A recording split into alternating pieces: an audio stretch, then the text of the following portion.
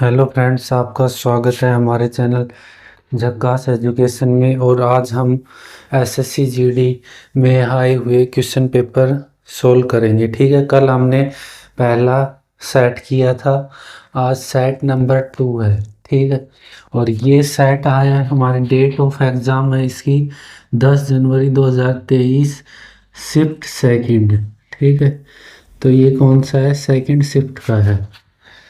ठीक है, second shift में आया हुआ एग्ज़ाम है और हम टोटल 76 सेट करेंगे। ठीक है, तो हम अपना सेकंड सेट स्टार्ट करते हैं। ये हमारा सेट सेकंड है। ठीक है, फर्स्ट सेट इससे पहले कल मैंने करा दिया था और मैंने आपको जो प्रॉमिस किया था कि डे बाय डे मैं आपके लिए हर सेट एक दिन में एक सेट का सॉल्यूशन लेके आऊँगा। तो मैंने अपने प्रॉमिस के अनुसार आज सेकंड सेट का सॉल्यूशन मैं आपको करवाऊँगा। ठीक है, तो हम अपना दूसरा सेट करते हैं। अब देखो कि दूसरे सेट में क्वेश्चन नंबर फर्स्ट है, सोनल और अर्जुन मिलकर एक कार्य को 57 डेज में करते हैं। अर्जुन और रोहन मिलकर 38 दिनों में, रोहन और सोनल 38 दिनों में पूरा करते हैं। तो सोनल, अर्जुन और रोहन मिलकर इस कार्य को कितने दिनों में पूरा करेंगे? अब सोनल को तो हम एस मान लेंगे और अर्जुन को ए मान लेंगे। तो सोनल और अर्जुन मिलकर एक कार्य को कितने दिन में पूरा कर रहे हैं? 57 डेज में। फिर है रोहन, अर्जुन और रोहन। ठीक है, अर्जुन और रोहन को आर मान लेंगे। तो रोहन मिलकर एक काम को कितने दिन में कर रहे हैं? 38 दिन में। अब इसी प्रकार जो है, इसी प्रकार रोहन और सोनल। ठीक है, तो आर प्लस एस किस काम को 38 दिन में पूरा करेंगे। अब इसका एलसीएम ले लेंगे। एलसीएम लेने के लिए हम देखो क्या करेंगे। अब यहाँ पर 57 है ना, अब इसका एलसीएम ऐसे मत निकालने लग जाना। तो 57 है तो 57 को हम कैसे डिवाइड कर देंगे? 57 पता है हमें, 19 इंटू 3 होता है, 19 3 57। और 38 कितना होता है? 19 गुना 2। और 38 कितना होता है? 19 गुना में 2।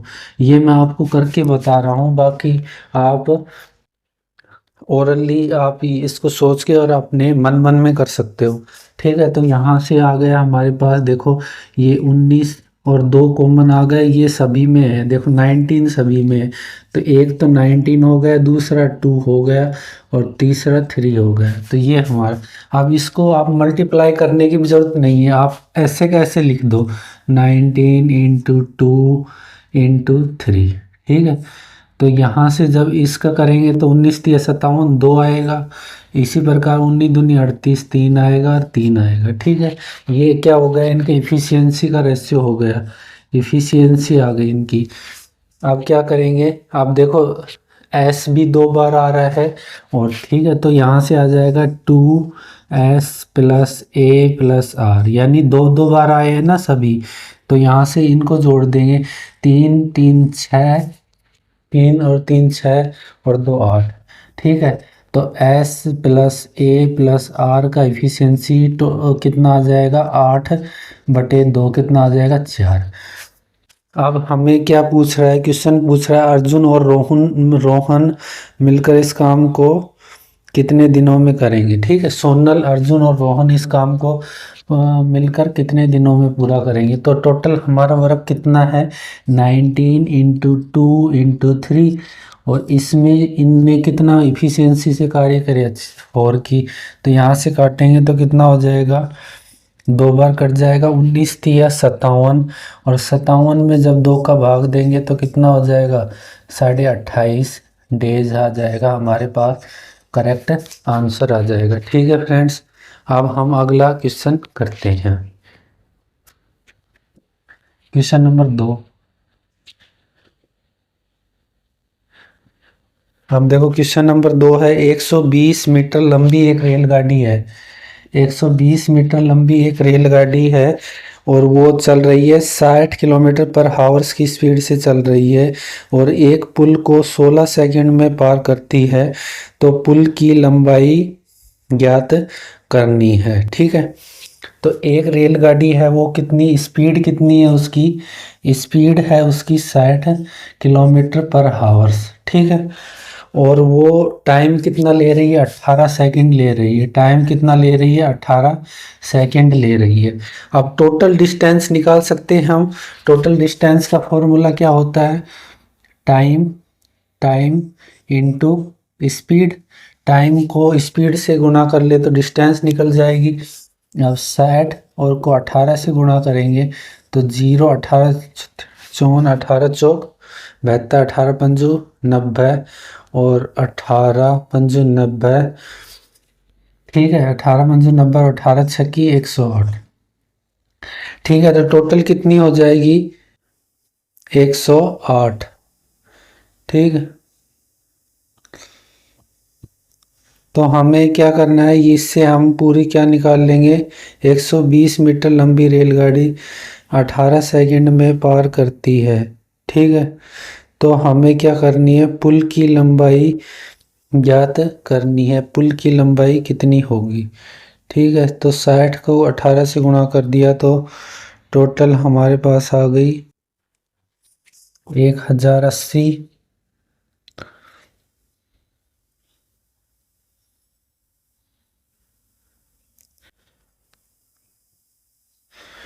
ठीक है, तो यहाँ पर हमने एक गलती कर दी, क्योंकि ये सेकंड में है तो इसको भी क्या करेंगे, सेकंड में ही चेंज करेंगे, मीटर पर सेकंड में।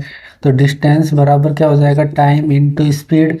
तो ये स्पीड है, ये क्या है, मीटर पर सेकंड में। नहीं, टाइम सेकंड में है तो स्पीड को मीटर पर सेकंड में चेंज करने के लिए क्या करेंगे, 5/18 से मल्टीप्लाई करेंगे और 18 सेकंड में। ठीक है, तो 18 से 18 कर दिया तो 6 पंजो 30, 300 मीटर आ गए। अब देखो 300 मीटर में क्या करेगी, जब कोई एक रेलगाड़ी है, ये मान लो कोई एक रेलगाड़ी है। ठीक है,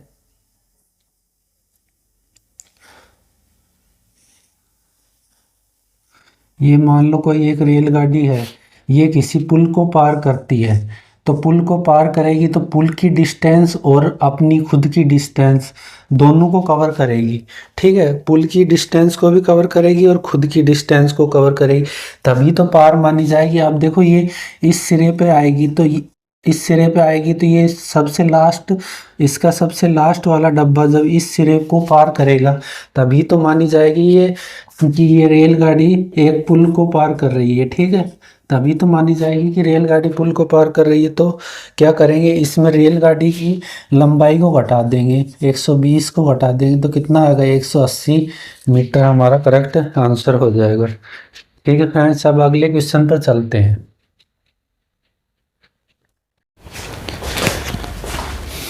देखो फ्रेंड्स, तो ये थर्ड क्वेश्चन कैसे होगा। थर्ड क्वेश्चन दे रखा है, एक टेबल फैन को 2827.06 रुपये में बेचने पर उसे 2230 में बेचने पर होने वाली हानि से 14% अधिक लाभ मिलता है। तो 14% लाभ प्राप्त करने के लिए उसका विक्रय मूल्य कितना होगा। ठीक है फ्रेंड्स, तो ये करेंगे। तो इसने क्या कह रखा है, 2827.06 में बेचने पर उसे 2230 में बेचने पर होने वाली हानि। ठीक है, अब लाभ बराबर क्या होता है, हमें सीपी एसपी दे रखी है और सीपी हमें नहीं पता। तो प्रॉफिट कब होता है, जब हम क्या कहते हैं, एसपी में से सीपी को माइनस करते हैं तभी तो प्रॉफिट होता है। और लॉस तब होगा जब हम सीपी में से, कॉस्ट प्राइस में से सेलिंग प्राइस को माइनस करेंगे। तो ये कह रहा है कि 2827.06 में बेचने पर उसको जो लाभ हुआ है, तो लाभ कितना, एसपी की वैल्यू हमें दे रखी है 282.07.06 माइनस सीपी। पर बेचने पर उसको जो लाभ हुआ है वो क्या कह रहा है, सीपी हमें नहीं पता है, और ये हो जाएगा एसपी हो जाएगा 2230 में बेचने पर हुई हानि से 14% अधिक लाभ हुआ है। ठीक है, तो 14% अधिक किस पर, हानि पर हो जाएगा ना, तभी तो बैलेंस होगा। देखो भाई, तभी तो बैलेंस होगा जब ये इस पर लाभ मिल रहा है और यहाँ उसको हानि हो रही है। तो 14% अधिक, इसका 14% अधिक करेंगे तभी तो ये दोनों बैलेंस होगी, इक्वल होगी। ठीक है, अब इसको अब इसको सिंप्लीफाई नहीं करेंगे, सेम ऐसा कैसा रख देंगे ताकि कैलकुलेशन में हमें आसानी हो। ठीक है, तो यहाँ से कितना हो जाएगा, आप देखो यहाँ से जब 100 का मल्टीप्लाई इस तरफ होगा तो ये पॉइंट हट जाएगा, तो ये हो जाएगा 2000, ठीक है, 282706 पॉइंट हट जाएगा, और यहाँ पर आ जाएगा 100 सीपी, और इस तरफ हो जाएगा 114 सीपी, और इस तरफ हो जाएगा -2230 इंटू 114, ये हमारा हो जाएगा। अब इसका पक्षांतरण कर लेंगे तो यहाँ से ये इस तरफ आएगा तो कितना हो जाएगा 282706, और ये प्लस का हो जाएगा, इस तरफ आएगा तो यहाँ से 114, और यहाँ से ये 100 इस तरफ जाएगा तो 100 और 114 मिलकर कितना हो जाएगा 214 सीपी हो जाएगा। अब ये कैलकुलेशन हमें करनी पड़ेगी, 2230 को हमें 114 से गुणा करना है, तो 0 4 12 सल्पाई 4 दूनी 8 1 9 4 दूनी 8। ठीक है, अब 0322, अब इस तरफ क्या है 0322, यहाँ से 0 2 9 3 12 सल्पाई 1 8 2 10 3 13 और 1 14 सल्पाई 1 2 2 4 1 5 25, ये आ जाएगा। अब इसमें हमें ये जोड़ना है। ठीक है, इसमें हमें जोड़ना 28 2706, तो यहाँ पर हो जाएगा 6 2 9 6 8 5 13 2 2 4 1 5, तो कितना आएगा 53 69 26। ठीक है, 53 69 26, तो यहाँ से आ जाएगा 53 69 26, ये हमारे पास आ जाएगा, और इस सीपी का भाग इस तरफ लग जाएगा तो ये कितना हो जाएगा 214। और हमें क्या बताना है, ये हमारे पास क्या आ गया सीपी आ गया, लेकिन हमें तो क्या बताना है 14% लाभ होकर उसको कितना विक्रय मूल्य मिला, तो क्या हो जाएगा 14% लाभ यानी 114/100 हो जाएगा। ठीक है, अब जब इसको सिंप्लीफाई करेंगे तो 2 एकम 2 2 107 आ जाएगा, और यहाँ पर 57 आ जाएगा। अब देखो इसको सीधा ही इसमें 107 का डिवाइड दे दो, काफ़ी आराम से चला जाएगा। 7 पंजू 5 बार गया, तो 7 5 तो 100 को 5 से गुणा करेंगे तो 500 तो हो गया, और 7 पंजू 35। ठीक है, असल पाई कितनी बचेगी हमारे पास 1, 9 उतारा लेकिन बाहर नहीं जा रहा है तो 0 आ जाएगा।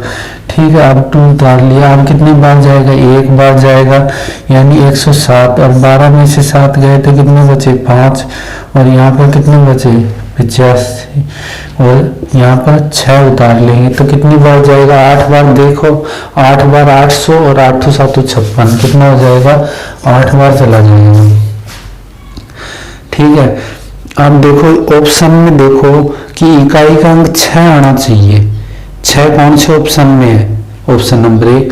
अब हम मल्टीप्लाई क्यों करना है, ऑप्शन नंबर 1 हमारा करेक्ट आंसर है, क्योंकि इकाई के अंक को जब गुणा करेंगे, देखो 5018, ठीक है, और गुणा में 57 करेंगे तो इकाई के अंक को गुणा करेंगे, 7 को 8 से मल्टीप्लाई करेंगे तो 8 7 56, इकाई का अंक हमारे पास 6। अब 6 इकाई के अंक वाला एक ही ऑप्शन है, मल्टीप्लाई करने की जरूरत ही नहीं है। अगला क्वेश्चन पर चलते हैं। ठीक है फ्रेंड्स, ऐसे यूनिट पहले से भी आप क्वेश्चन को आराम से कर सकते हो। ठीक है फ्रेंड्स, अब अगला क्वेश्चन चलते हैं कि एक कपड़े की दुकान पर 30% की छूट देने की घोषणा की। रिवान छूट में 810 रुपये बचाना चाहता है। ऐसे में उसे किसी टी शर्ट को खरीदना चाहिए यदि प्रत्येक शर्ट का अंकित मूल्य 540 रुपये है। ठीक है, अब 30% की छूट मिल रही है। 30% को फ्रैक्शन में चेंज करेंगे तो कितना हो जाएगा, 0। ठीक है, 3/10 और 10 पर 3 की छूट यानी 7 पर मिल रही है। तो शर्ट का जो अंकित मूल्य था, MP था, ठीक है, वो कितना था, 540। अब छूट के बाद शर्ट हमें कितने रुपए में मिल रही है वो देख लेंगे। ठीक है, 10 की साथ 3 की छूट यानी 7। अब छूट देखेंगे कितनी मिल रही है, छूट देख लेंगे ओनली, हमें छूट कितने की मिल रही है। तो कितने की छूट मिल रही है, जो हमारा डिस्काउंट है वो हमें पता चल गया 54x3 का आएगा, ये हमारा डिस्काउंट आएगा, हमें पता चल गया। तो हमें 810 रुपये बचाने हैं। तो 810 रुपये बचाने पर एक शर्ट में इतने रुपए बचाता है, ये क्या है, एक शर्ट में इतने रुपए बचाता है। तो 810 रुपए बचाने के लिए उसे कितनी शर्ट खरीदनी पड़ेगी, तो ये इसका मल्टीप्लाई कर देंगे, यहाँ पर इसका डिवाइड कर देंगे, इसका डिवाइड इसमें कर देंगे तो हमें पता चल जाएगा कितनी शर्ट है। ठीक है, 810 रुपये बचाने के लिए तो 9 6 की 54 और 9 9 81, यहाँ से 30 बार और 6 5 30 5, तो हमें पता चल गया उसे 5 शर्ट खरीदनी पड़ेगी, जिससे उसे 810 रुपये बचत हो जाएगी। ठीक है फ्रेंड्स, अब अगले क्वेश्चन पर चलते हैं। क्वेश्चन नंबर 5, 4 तो हुआ ना, अब 5। क्वेश्चन नंबर 5 है, क्या दे रखा है, एक कपड़े की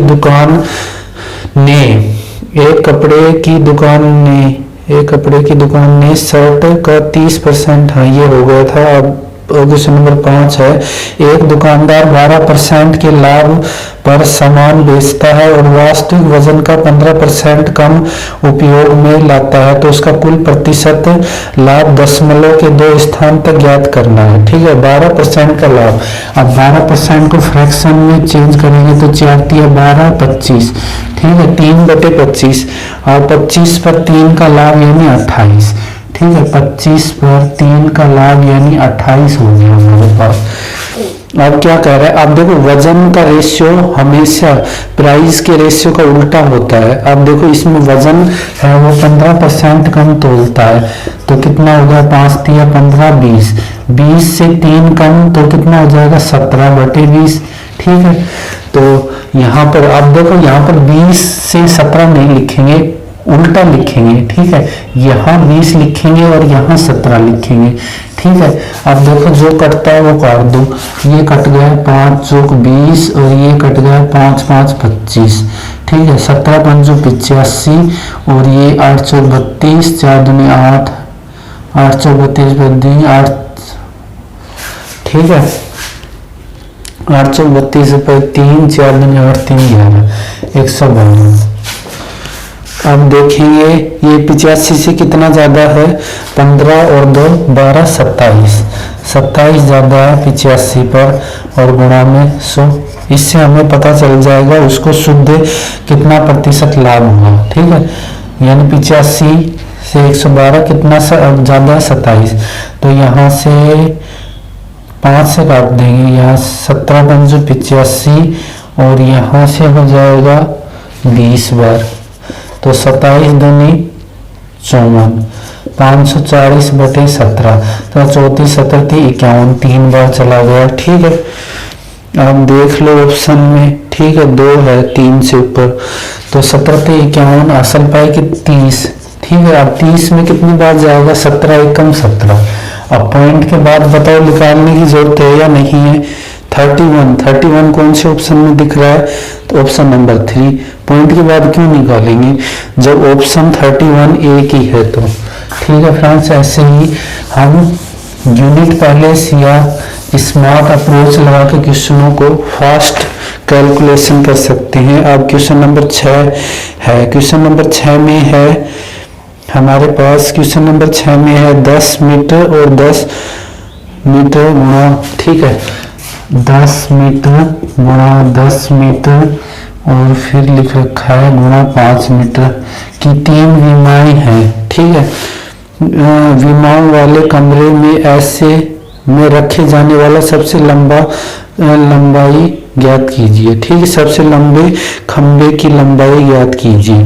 अब जब कमरा होता है वो क्या है, अब ये देख रहे हैं अलग अलग है, तो ये क्या है, कमरा है वो क्या होता है, घनाभाकार होता है। तो क्या ये इसकी लेंथ, ये ब्रेथ और ये कितनी है, ऊंचाई h, ठीक है। तो जैसे ये कोई कमरा है, हमें इसमें सबसे अधिक लंबी हमें कोई छड़ रखनी है, तो इस प्रकार तो रखेंगे तो वो कम लंबाई की होगी, ठीक है। इस प्रकार रखेंगे तब भी कम लंबाई की होगी। अगर उसको विकिरण के रूप में रखेंगे, ठीक है, विकिरण के रूप में रखेंगे तो सर्वाधिक लंबी लंबाई की छड़ रखी जाएगी, ठीक है। और जब कमरे का जो विकिरण ज्ञात करने का जो फॉर्मूला होता है वो L² plus B² plus H² का अंडर रूट होता है।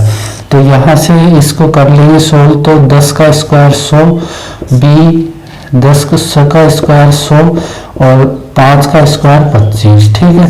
तो यहाँ से कितना आ जाएगा, 225 का अंडर रूट, और 225 किसका वर्गमूल है, 15 का, ठीक है। तो हमारे पास 15 मीटर करेक्ट आंसर आ जाएगा, ठीक है फ्रेंड्स। अब अगले क्वेश्चन पर चलते हैं। अगला क्वेश्चन है, जॉन ने एक बैंक से 10% नहीं, अगला क्वेश्चन है, उन संख्याओं का गुणनफल ज्ञात कीजिए जिसका महत्तम समापवर्त और लघुत्तम समापवर्त क्रमशः 8 और 40 हो, 8 और 40 हो, ठीक है। तो हमें इसके लिए एक थ्योरम होती है LCM इंटू HCF बराबर first number into second number, ठीक है। तो यहाँ से हमें LCM और HCF, अब देखो दोनों नंबर को गुणनफल ही हमें पूछ रहा है, तो LCM और HCF को जब हम मल्टीप्लाई कर देंगे तो दोनों नंबरों का गुणनफल हमें नहीं प्राप्त हो जाएगा।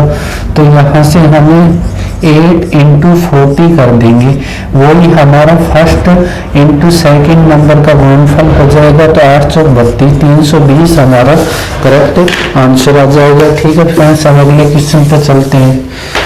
अगला क्वेश्चन है, जॉन ने एक बैंक से 10% वार्षिक चक्रवृद्धि ब्याज पर एक कुछ राशि उधार ली। यदि ब्याज वार्षिक रूप से चक्रवृद्धि संयोजित किया जाता है, यदि उसे 4 वर्ष के अंत में इतने रुपए भुगतान किए तो उधार रही राशि ज्ञात करनी है, ठीक। आप 10% का जो फ्रैक्शन चेंज करेंगे तो क्या हो जाएगा, हमारे पास 1/10 हो जाएगा। तो 4 वर्ष, आप देखो चक्रवृद्धि ब्याज कैसे होता है, 10 से 11, ठीक है। ये दूसरे साल, तीसरे साल 10 से 11, 10 से 11, यानी सक्सेसिव कैश लगता है, ठीक है। तो हमारा जो मूलधन होगा वो तो क्या हो जाएगा, 0 0 0 0, ठीक है, 4 बार। और जो मिश्र धन हो जाएगा वो हो जाएगा 11 गुणा 11 गुणा 11 गुणा 11। अब इसको गुणा करने की जरूरत नहीं है क्योंकि हम इसको काटेंगे, तो मिश्र धन को मिश्र धन के बराबर कर लो, ठीक है। मिश्र धन कितना दे रखा है, 21 96 और 1.50 अपॉन, ठीक है। अब मिश्र धन हमारे पास ये आ गया, ठीक है। इसमें इसका भाग देना है, अब पॉइंट हटा के नीचे 2 0 लिख देंगे, ठीक है। पॉइंट हटा के नीचे 2 0 लिख देंगे। अब देखो यहाँ से काटेंगे 11 से, 11 एकम 11, ठीक है, बच गया 10, तो 11 निम 99, ठीक है, बच गया कितना, 10 बच गया, 11 निम 99, फिर 10 बच गया, 11 निम 99, ठीक है। अब बच गया 7, 11 6 की 66 और ये 5 0, ठीक है। अब इस 11 से काटेंगे तो कितनी बार कटेगा, 11 एकम 11, बच गया कितना, 8 11 80 88, 11 एकम 11 55, ठीक है। फिर 11 से काटेंगे तो 11 एकम 11 बच गया 7, 11 छक्की 66 और 11 पंजू 55। फिर इस 11 से काटेंगे तो 11 एकम 11, ठीक है, 11 पंजू 55, ठीक है, ये 150 आ गया। अब देखो 1 0 से 1 0 काटेंगे, ठीक है, और हमें आप देखो इसकी वैल्यू क्या आ गई 15/10, और हमें ज्ञात करना था इसकी वैल्यू, यानी ये मूलधन ज्ञात करना था, मूलधन से गुणा कर देंगे। तो मूलधन कितना है 4 0, 1 0 कटा है, 15,000 हमारे पास करेक्ट आंसर आ जाएगा। और बाकी आपको आगे करने की जरूरत नहीं थी, यहाँ आपको 15 आते ही आपको देखना था कौन से ऑप्शन में 15 है, वो हमारा आंसर हो जाता। ठीक है फ्रेंड्स, अब अगले क्वेश्चन पर चलते हैं।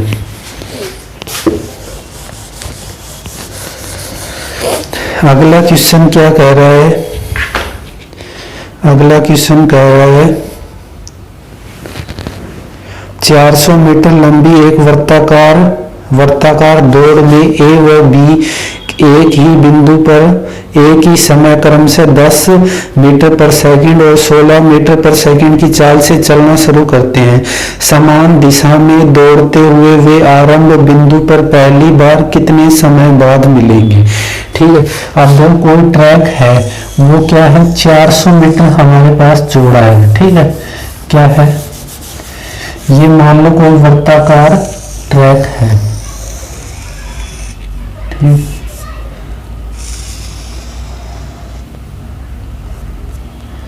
ये हमारे पास कोई वृत्ताकार ट्रैक है और इसकी जो परिधि है वो कितनी है 400 मीटर है। ठीक है, 400 मीटर है, इसकी जो परिधि है हमारे पास वो कितनी है 400 मीटर है। और फिर कह रहा है एक ही समय पर क्रम से 10 मीटर पर सेकंड और 16 मीटर पर सेकंड की चाल से चलना शुरू करते हैं। ठीक है, अब 10 मीटर 400 मीटर की परिधि 10 मीटर पर सेकंड के हिसाब से कितनी 40 सेकंड में पूरी कर लेगा एक।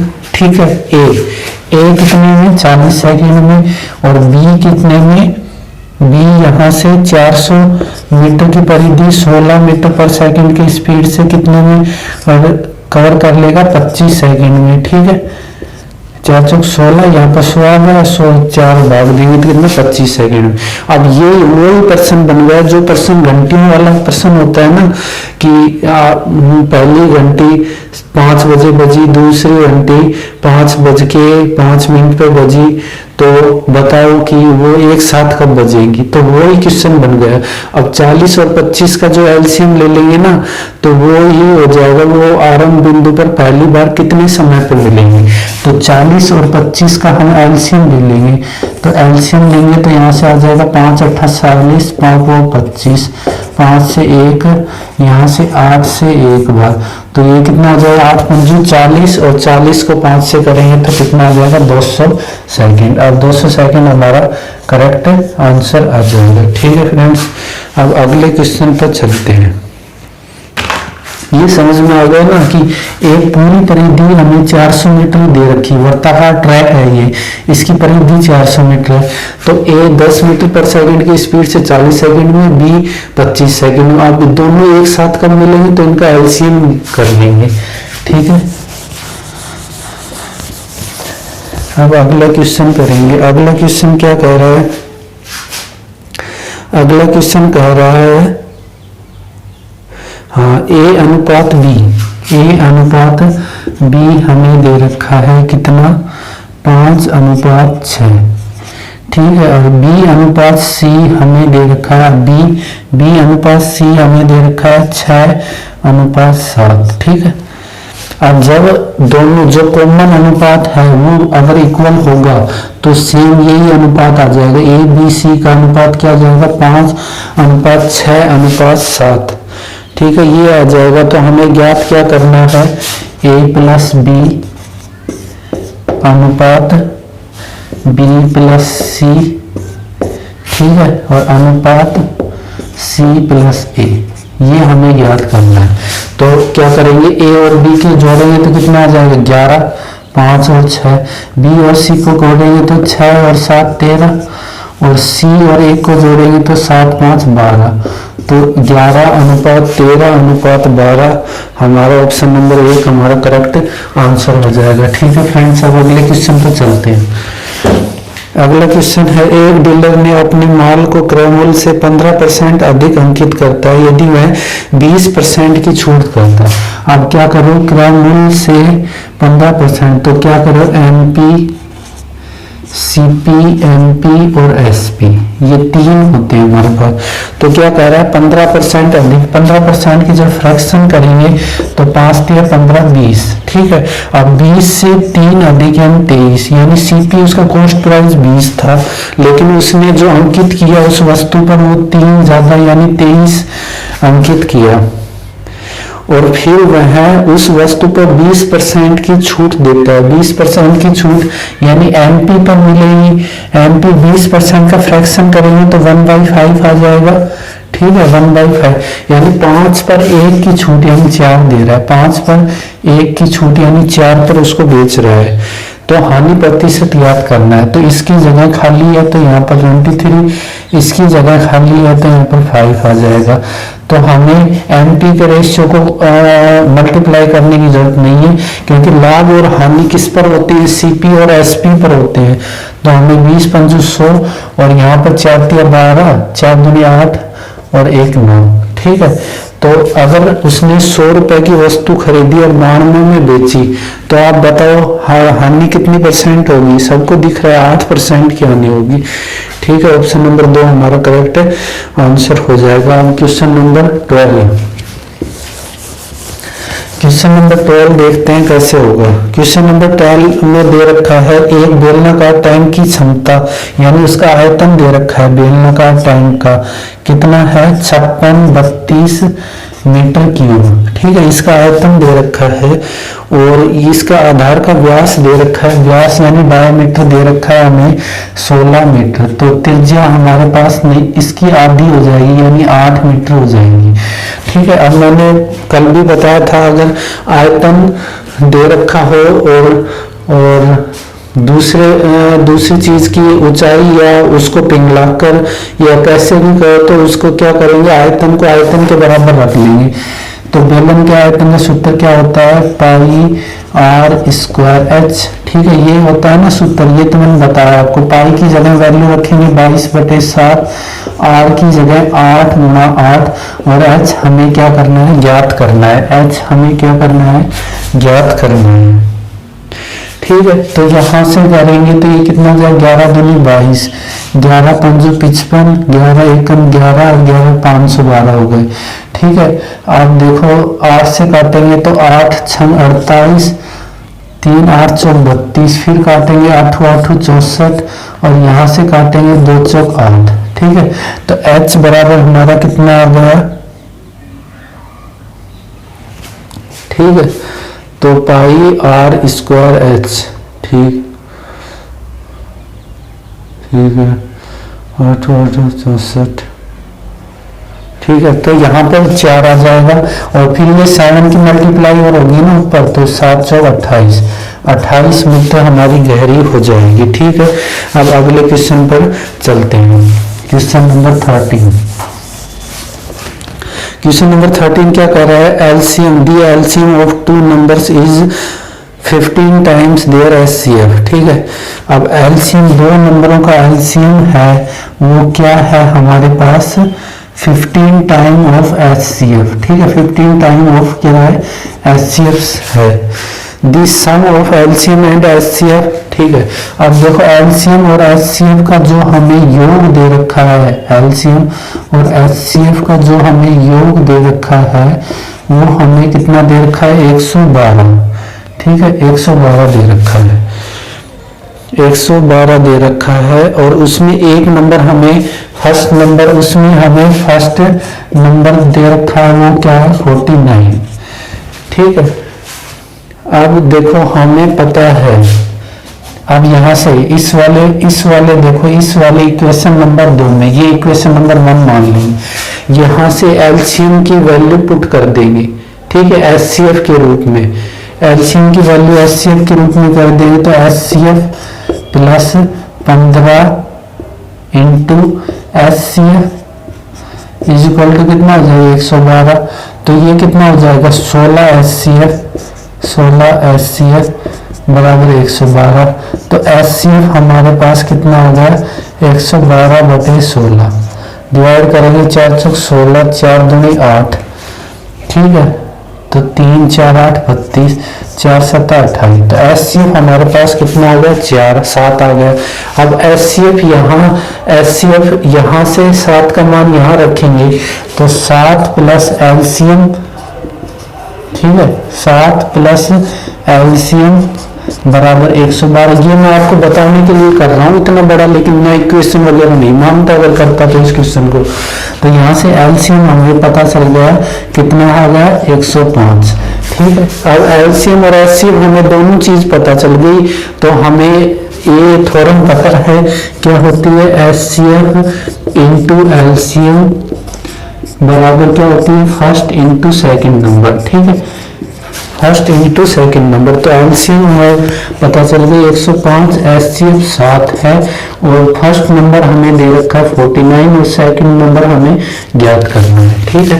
तो यहाँ से 7 7 49, यहाँ से 7 से काटेंगे तो 7 एकम 7, 7 पंजो 35।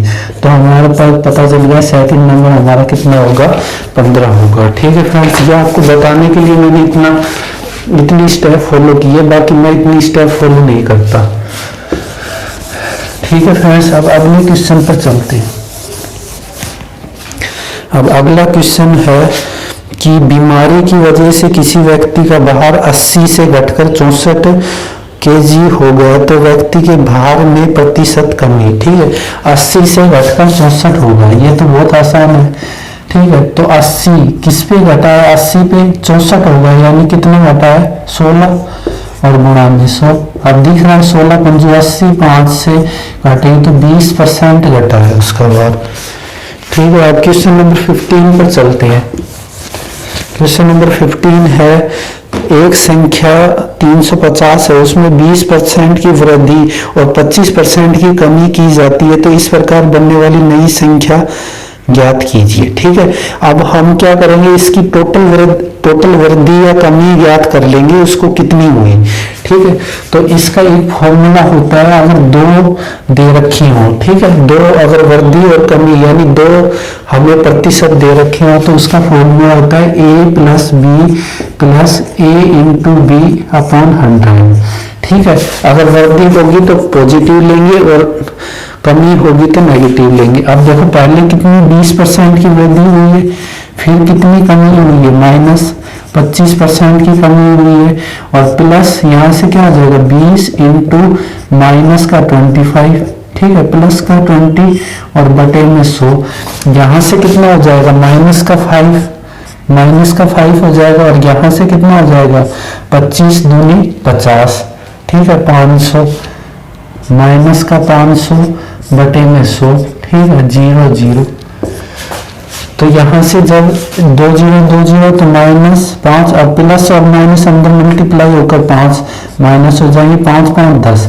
तो माइनस का साइन हमें क्या इंडिकेट कर रहा है कि 10% की हमें क्या हो जाएगी कमी हो जाएगी।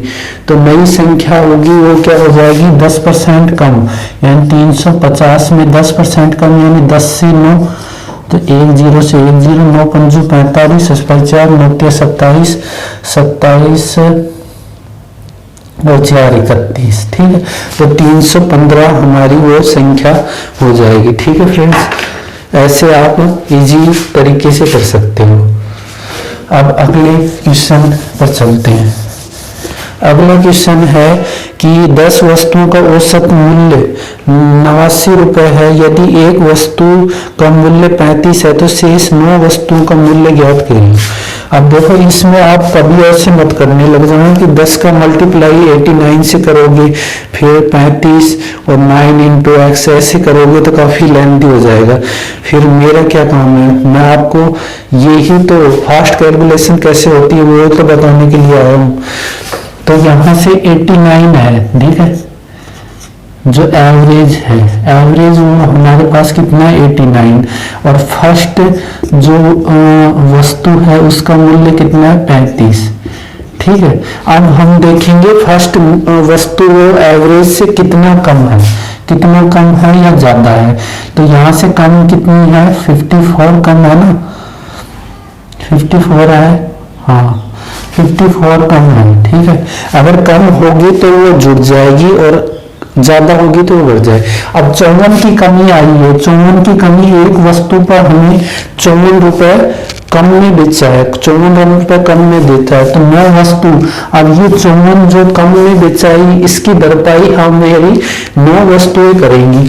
तो इसके लिए हमें भाग 6 9 का दे देना है, तो 9 6 की 54। ठीक है, अब माइनस का 6, यानी हर वस्तु में हमें 6 रुपए का लॉस हो रहा है।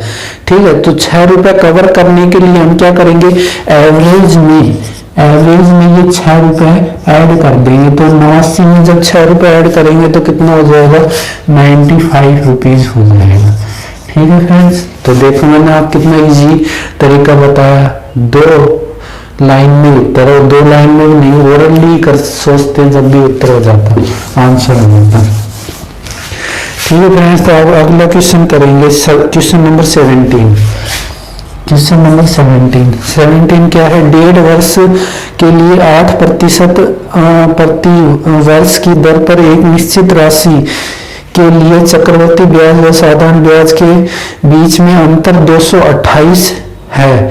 जब चक्रवृद्धि ब्याज अर्धवार्षिक रूप से संयोजित किया जाता है और साधारण ब्याज की गणना वार्षिक रूप से की जाती है, तो राशि बतानी है। ठीक है, आप देखो कंपाउंड इंटरेस्ट पे है जो, ठीक है, तो इसमें क्या हो जाएगा, सी है यहाँ, कंपाउंड इंटरेस्ट पर है वो तो कितना है, हाफ ईयरली है। ठीक है, हाफ ईयर, कंपाउंड इंटरेस्ट पे है वो तो हाफ ईयरली है, और जो सिंपल इंटरेस्ट पर है वो क्या है, ईयरली है। ठीक है, अब देखो कंपाउंड इंटरेस्ट में हमें पता है कि जब हाफ ईयरली होता है तो दर का आधा होता है। दर कितनी दे रखी है, आर हमें 8% दे रखी है, तो 8% का आधा यानी आर हमारे पास 4 हो जाएगी। ठीक है, 8 आर हमारे पास, और टाइम है जो कितना दे रखा है, 1.5 वर्ष दे रखा है। ठीक है, 1.5 वर्ष दे रखा है, तो इसका दुगना, समय का दुगना हो जाएगा, तो कितना हो जाएगा, 3 इयर्स। टाइम हमारे पास कितना हो जाएगा, 3 इयर्स, और सिंपल इंटरेस्ट में तो ईयरली दे रखा है, इसको कन्वर्ट करने की जरूरत नहीं है। तो देखो अब कितना, 3 वर्ष का हो जाएगा। अब पहले क्या करेंगे, हम ये फॉर्मूला लगा लेंगे, इससे क्या हो जाएगा, आसानी हो जाएगी, a into A plus B plus A into B upon 100, ये वाला फॉर्मूला लगा लेंगे। पहले 2 वर्ष का ज्ञात करने के लिए हम क्या करेंगे, देखो ए की जगह हम क्या रखेंगे, 4% दर है हमारी, 4% आ गई ना, तो पहले 2 साल के लिए हमारा हो जाएगा 4 चौक 16 और बटे में 100, तो यहाँ से हो जाएगा 8.16। ठीक है, 8.16। अब ये क्या है, 2 इयर्स के लिए है, 2 इयर्स के लिए। अब अगले 3 इयर्स के लिए फिर दोबारा ए बी वाला फॉर्मूला लगा देंगे। ठीक है, तो अब क्या होगा, 8.16 प्लस 4 और प्लस क्या हो जाएगा, 8.16 गुणा 4 बटे में कितना हो जाएगा, 100। तो यहां से करेंगे तो कितना हो जाएगा, 8 और 4 12.16। अब इसको मल्टीप्लाई करेंगे, 8.16 को जब 4 से मल्टीप्लाई करेंगे तो यहाँ पर 16 6 चौक 24 रुपए, 2 4 64 8 चौक 32। ठीक है, और पॉइंट 2 जीरो के बाद और लग जाएगा तो 32.64 आ जाएगा। ठीक है, 32.64 इसमें वो जोड़ देंगे। ठीक है, 32.64। ठीक है, तो यहाँ से इसके पीछे कुछ नहीं, 0 0 लगा देंगे। यहाँ से कितना, 4 6 8 और यहाँ से कितना होगा, 4। ठीक है, 12.4864। ठीक है, ये हमारा कितना हो गया, 3 इयर्स के लिए हमारी रेट हो गई कि जो हमारी एवरेज रेट होगी 3 इयर्स के लिए वो इतनी हो जाएगी, 12.48। अब सिंपल इंटरेस्ट में रेट कितनी दे रखी है, 8। ठीक है, 8 दे रखी है, और टाइम हमारे पास कितना है, 1/2। ठीक है, ठीक है, 1 और हाफ, इतना हमें टाइम दे रखा है। तो सिंपल इंटरेस्ट में टोटल जो एवरेज रेट हो जाएगी वो हमारे पास कितनी हो जाएगी, 8, और 8 का आधा, ठीक है, एक वर्ष के लिए तो 8 हो जाएगी और अगले आधे वर्ष के लिए 4 हो जाएगी, तो 8 और 4 12% हो जाएगी। तो हमें यही करना था। अब इसके अंतर, अब कंपाउंड इंटरेस्ट और सिंपल इंटरेस्ट के बीच में जो हमें अंतर दे रखा है वो हमें कितना दे रखा है, 228 दे रखा है। और यहाँ हमारा अंतर कितना आ रहा है, देखो 12.4864 माइनस 12 और बराबर 228। ये मैं आपको समझाने के लिए कर रहा हूँ। और यहाँ से 12 माइनस करेंगे तो कितना आ जाएगा, 48.4864 बटे 228, ठीक है। तो यहाँ से 1% की वैल्यू हमें ज्ञात करनी है। ये 0.48 ये परसेंट है सारा, ठीक है। तो इसकी 1% की वैल्यू ज्ञात करने के लिए इसको 100 इससे पॉइंट हटाएंगे तो ये क्या हो जाएगा, 1 2 3 4 40 आ जाएंगे। तो यहाँ पर हो जाएगा 228 गुणा 1 2 3 4 और बटे 48 64, ठीक है। अब काट देंगे, काटो कितने से कटेगा, ये कटेगा 4 4 दूनी 8 और ये 16, ये बटेगा 4 5 20 4 7 28, फिर कटेंगे 4 3 12, ठीक, और 4 चौक 16 और यहाँ से कटेंगे 4 दूनी 8 और 4 5 20 2500। फिर देखो 4 से कट रहा है क्या, 4 7 28 और 4 छक्का 24 और यहाँ से काटेंगे तो क्या हो जाएगा, 25 चौक 100 आ जाएगा ना। क्यों, देखो इसमें भी मैंने ट्रिक लगा दी, 25 को अलग कर दिया, 100 को जब 25 से डिवाइड करेंगे, 100 को जब 4 से डिवाइड करेंगे तो कितना आ जाएगा, 25, तो 625 आ जाएगा। कितना आ जाएगा, 625। अब काटेंगे 19 8 29 57 19 चौक 76 और 19 8 29 57। अब 625 को 3 से गुणा कर देंगे तो कितना आ जाएगा, 6 6 12 36 18 और 25 3 75, तो 1875 बटे कितना आ जाएगा, 4 आ जाएगा। 1875 को जब 4 से मल्टीप्लाई करेंगे, डिवाइड करेंगे तो कितना आ जाएगा, 4 चौक 16, 4 चौक 16, 2 बच गए, 4 छक्का 24, 4 छक्का 24, कितने बच गए, 3 4 7 28 4 8 32, ठीक है 32, तो कितने बच गए, 4 8 32, 3 बच गए और 4 7 28 4 7 28 7, 2 बच गए और 5, ठीक है। ये हो गया, तो 468.75 आ गया हमारे पास, ठीक है। हाँ ये आ गया, 4 से भाग किया तो कितना आ गया, इतने आ गए। तो ये तो हमारे पास 1% की वैल्यू आई है, ठीक है। 1% की वैल्यू कितनी आई है, 1%, यहाँ कर देता हूँ, 1% की वैल्यू हमारे पास कितनी आई है, 468.75 और 100% की वैल्यू जो हमें ज्ञात करनी है तो क्या है, पॉइंट हट जाएगा, 100 का गुना होगा जब इसमें, तो कितना हो जाएगा, 46,875 हमारा करेक्ट आंसर हो जाएगा, ठीक है फ्रेंड्स। ये मैंने आपको ऐसे लिख कर बताने में टाइम लगा है, बाकी आप ये कैलकुलेशन फास्ट कर सकते थे। ये मैंने यहाँ पर लिखा CISI ऐसे, तो या तो ये थोड़ा लेंथी दिख रहा है, बाकी क्वेश्चन आसानी से हो जाएगा, ठीक है फ्रेंड्स।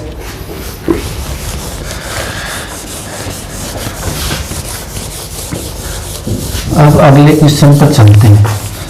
अगला क्वेश्चन क्या कह रहा है कि क्वेश्चन नंबर 18, 7 5 और 3 के चौथे समानुपाती तथा 7 और 13 के तीसरे समानुपाती के बीच में अनुपात ज्ञात करना है, ठीक है। 7 5 और 3, इसका चौथा समानुपाती हमें नहीं पता है, तो क्या करेंगे, x मान लेंगे। ठीक है। तो बाह्य और ये कल मैंने बताया था बाह्य और आंतरिक। तो ये कितना हो जाएगा 7x बराबर 15, तो x बराबर 15/7। ठीक है। चौथे और फिर कह रहा है इसके तीसरे, अब 7 अनुपात कितना 7 और 13 दे रखा है, 7 और 13 दे रखा है। अब इसमें तृतीय अनुपाती ज्ञात करने का एक फॉर्मूला होता है b²/a। ठीक है। जो थर्ड अनुपाती होता है वो क्या होगा, ये तो हमारा फोर्थ आ गया, फोर्थ जो अनुपाती है वो कितना हो गया 15/7। थर्ड क्या होगा b², ये a है ये b है, b यानी 13 का स्क्वायर। ठीक है। और अपॉन a 7, तो ये हो जाएगा थर्ड हो जाएगा हमारे पास, ये हो जाएगा 169/7। अब थर्ड और फोर्थ के बीच में हमें अनुपात बताना है 15:7/169/7। 7 से 7 कट गया तो 15:169 हमारा करेक्ट ऑप्शन नंबर 1 हमारा करेक्ट आंसर हो जाएगा। ठीक है फ्रेंड्स।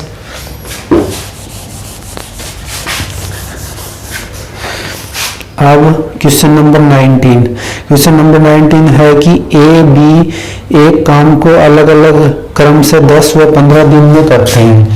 ए व बी एक काम को अलग अलग 10 व 15 दिन में करते हैं। बी अकेला 3 दिन में करता है। बी अकेले 3 दिन कार्य करता है और फिर वह कार्य छोड़ देता है, तो ए शेष कार्य कितना। तो यहाँ से एलसीएम हमें पता चल गया 30 है, तो 3 बार और ये 2, ये इनकी इफिशियंसी आ गई। ठीक है, ये इनकी इफिशियंसी आ गई। तो यहाँ से बी अकेले 3 दिन काम करता है, तो बी अकेले कितना दिन काम करता है 3 दिन। ठीक है। बी अकेले 3 दिन काम करता है फिर कार्य छोड़कर चला जाता है, तो 3 दिन काम करेगा तो 6। ठीक है। तो ये बी है वो 3 दिन काम कर रहा है, यानी 6 काम कर दिया बी ने। ठीक है। तो यहाँ पर 24, अब 24 काम 3 की इफिशियंसी से ए करेगा, ए कितना करेगा 24/3, तो 3 8 24, तो कितने दिन में करेगा 8 डेज में वो काम को कंप्लीट कर देगा, जो बचा हुआ काम था उसको। अब अगला क्वेश्चन है क्वेश्चन नंबर 20, एक बस स्टेशन पी से स्टेशन क्यू तक 70 किलोमीटर/आवर की चाल से और स्टेशन क्यू से पी तक 90 किलोमीटर चाल पूरी है, उसकी औसत गति ज्ञात करनी। ये मैंने कल भी आपको बताया था, जब 2 स्पीड दे रखी होता है एवरेज स्पीड ज्ञात करने का फॉर्मूला कितना होता है 2xy, तो 70 गुणा 90 और x प्लस वाई यानी 70 और 90 का योग कितना हो जाएगा 160। 0 से 0 कट गया, 2 8 16। ठीक है। यहाँ से 2 चौक 8, तो ये कितने बार कट गया 35 बार। ठीक है। अब डिवाइड कर लेंगे, 9 पंजू 35 को 9 से करेंगे तो कितना आ जाएगा हमारी एवरेज स्पीड 9 पंजू 45, असल पाई 4, 9 27 और 4 31। ठीक है। यहाँ से 4 से डिवाइड करेंगे, 7 चौक 28, 7 बार चला गया और असल पाई हमारे पास 3 बच गई, 7 चौक 28, 7 चौक 28, 7 पंजे 35। ठीक है। 4 7 है 4 8 32, 4 8 32, अब बच गया 3 4 8।